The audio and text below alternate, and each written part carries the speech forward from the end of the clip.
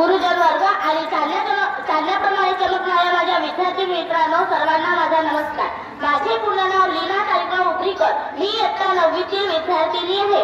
तर मित्रांनो, आज सावित्रीबाई फुले जयंती, त्यांच्या जयंतीनिमित्त मी आपले मत व्यक्त करणार आहे, तरी तुम्ही शांतचित्ताने ऐकावे ही विनंती।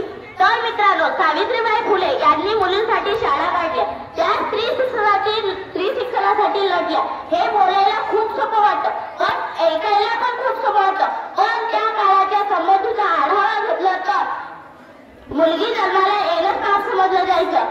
एवढंच काय तर मुलगी 9-10 वर्षाची झाली की 40-50 वर्षाच्या म्हाताऱ्याशी तिचं लग्न लावून दिलं जायचं।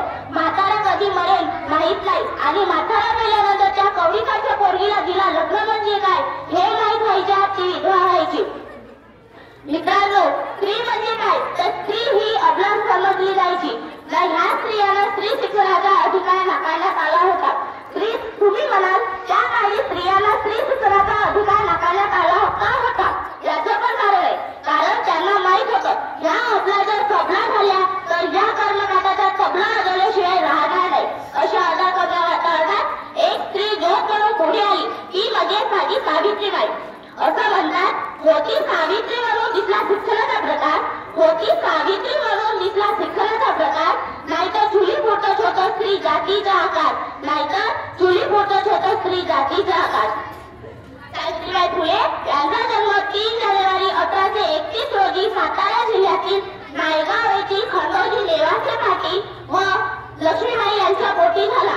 अभल्या म्हटल्या जाणाऱ्या दुर्बल स्त्रियांसाठी सावित्रीबाई सरस्वती ठरल्या। महिला ही अभल्या नसून खरी दुर्गावर रागिणी आहे। स्त्री हे प्रत्येक क्षेत्रात पुरुषाच्या खांद्याला खांदा लावून आपली कर्तव्ये सिद्ध करू शकते, असे सावित्रीबाईंनी पुढील काळात महिलांना पटवून दिले। मित्रांनो, स्त्री शिक्षणाचा प्रवास सोपा नव्हता।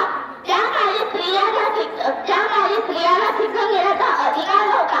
याकरिता महात्मा ज्योतिराव फुले व सावित्रीबाईंनी खूप संघर्ष केले। या कालबाह्य रूढीच्या बेड्या तोडण्याकरिता महात्मा ज्योतिराव फुले व सावित्रीबाईंनी 1848 मध्ये पुण्यातील बुधवार